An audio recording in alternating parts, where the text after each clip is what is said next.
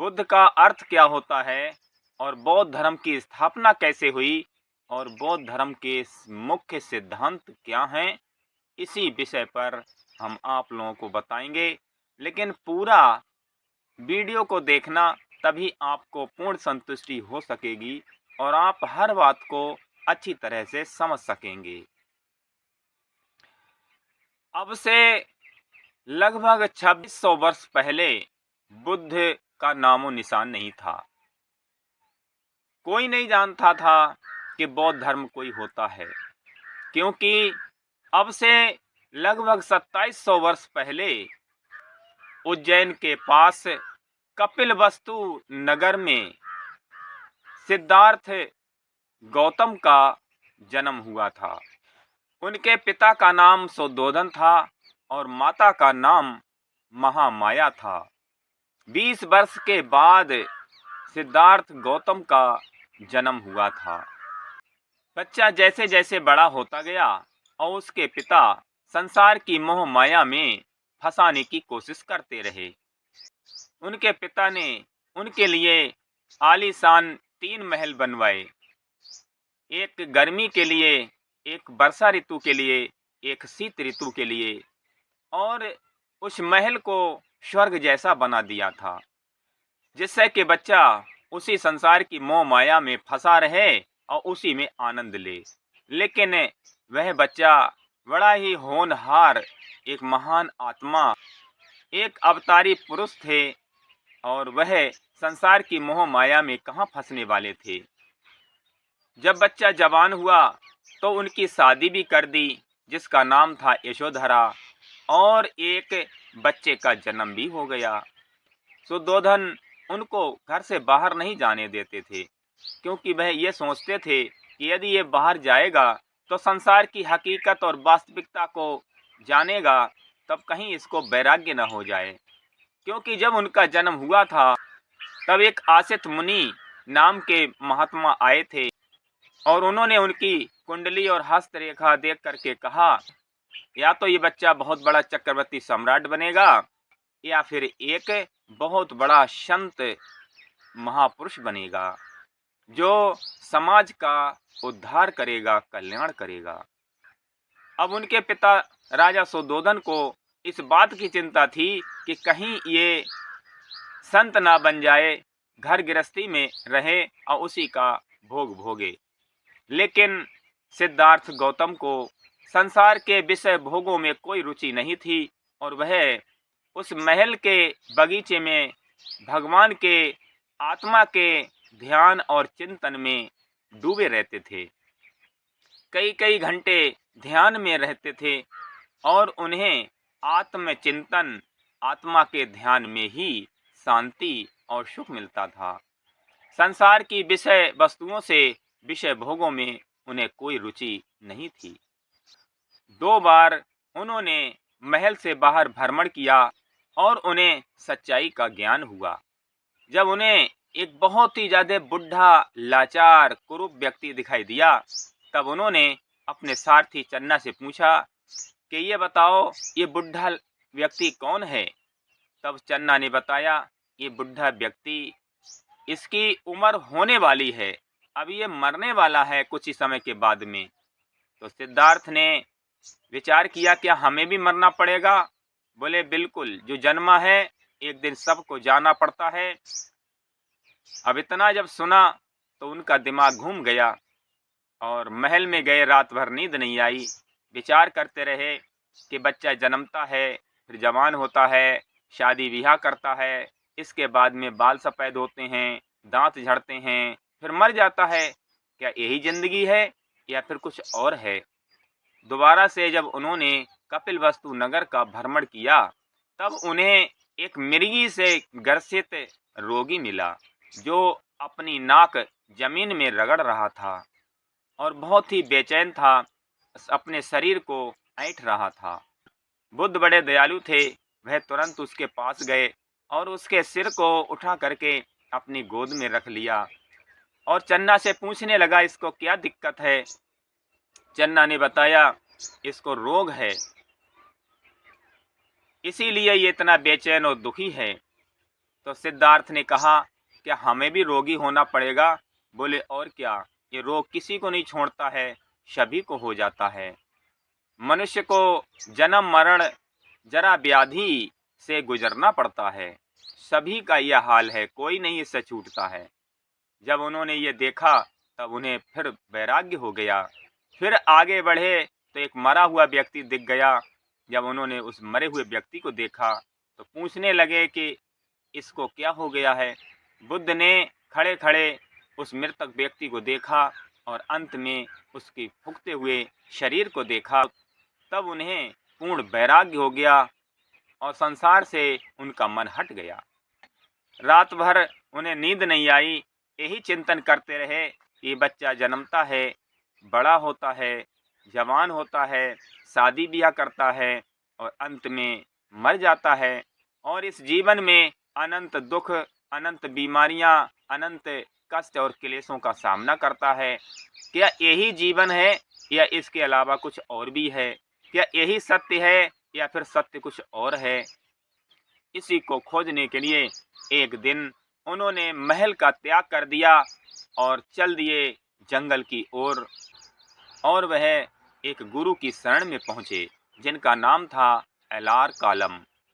एलार कालम उनके प्रथम गुरु थे और घर में जो शिक्षा देने वाले थे उनका नाम कौंडन्य था।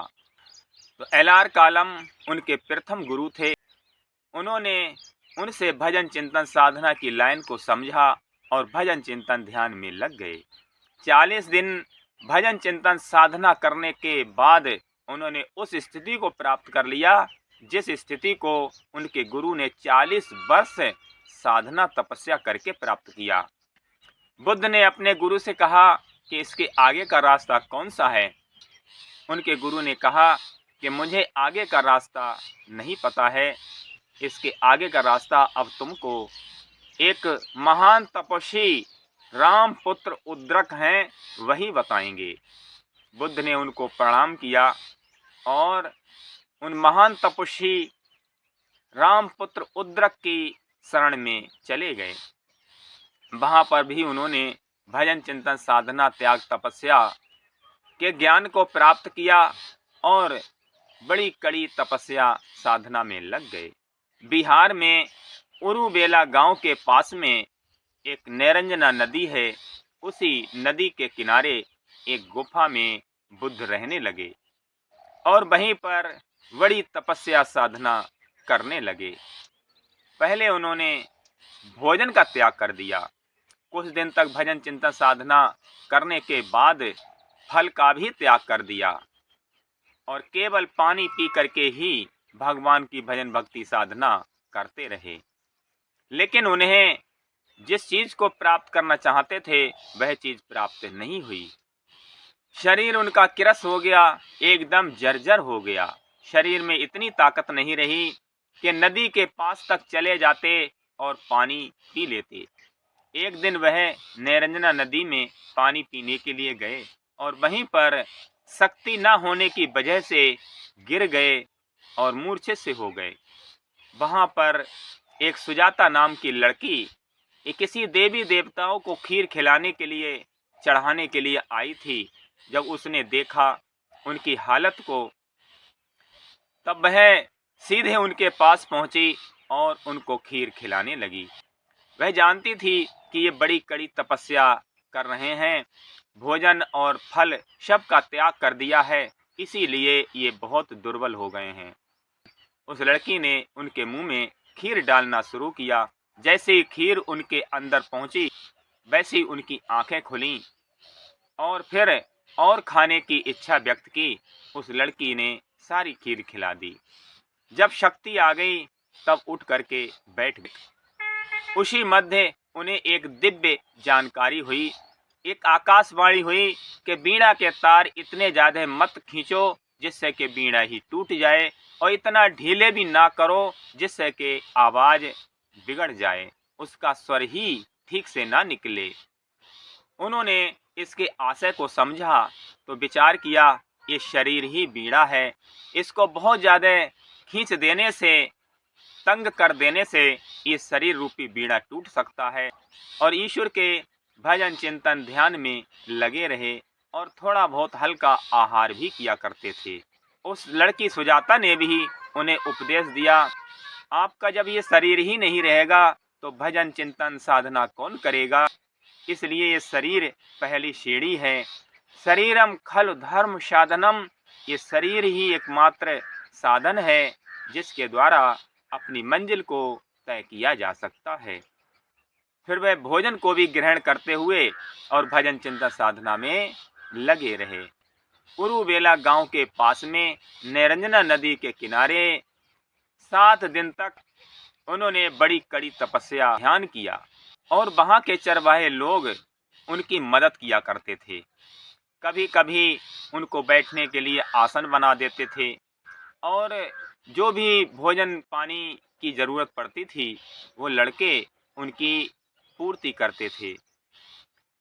7 दिन तक कड़ी तपस्या करने के बाद एक दिन पीपल के वृक्ष के नीचे उन्हें संबोधि की स्थिति प्राप्त हो गई। संबोधि की स्थिति का मतलब है उस परम चेतन अविनाशी आत्मा का साक्षात्कार हो गया।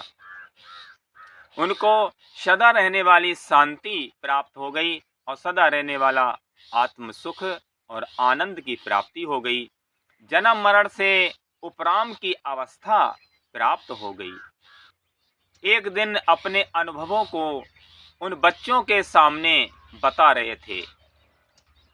सिद्धार्थ गौतम ने कहा कि आज मुझे वो अविनाशी पद की प्राप्ति हो गई जिसे पूर्व के ऋषि मुनियों ने प्राप्त किया, जिसको प्राप्त करने के बाद उसका जन्म मरण नहीं होता है।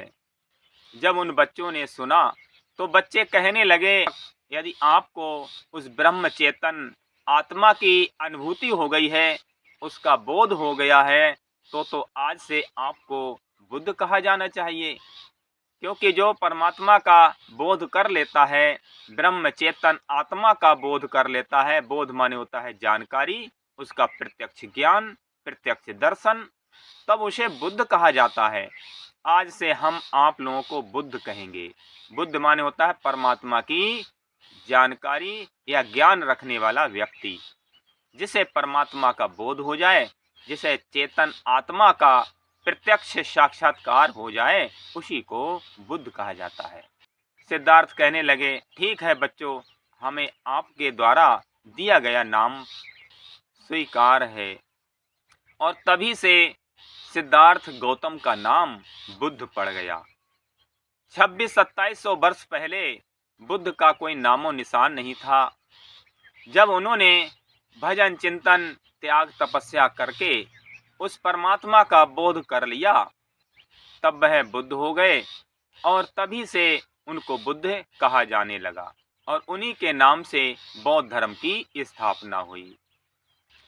फिर इस स्थिति को प्राप्त करने के बाद उन्होंने पूरे जीवन भर संघर्ष किया, लोगों को सद्मार्ग दिखाया और शांति, परम सुख और आनंद और मोक्ष का रास्ता दिखाया।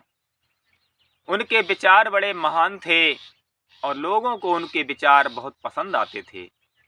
समाज में जितना फैला हुआ आडंबर, पाखंड, ढोंग, अंधविश्वास, उसका उन्होंने समाप्त किया और सत्य और शांति का रास्ता सबको दिखाया।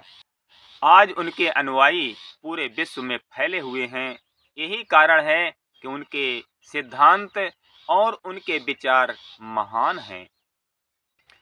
तो बुद्ध कोई भी हो सकता है जिसको परमात्मा की जानकारी हो जाए, जिसको परम चेतन आत्मा की प्रत्यक्ष जानकारी हो जाए, उसका बोध हो जाए, वह बुद्ध कहा जाता है।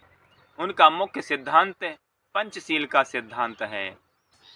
पंचशील के सिद्धांत में 5 आदर्श बातें हैं। पहला, चोरी ना करना। दूसरा, हिंसा ना करना। तीसरा, झूठ ना बोलना।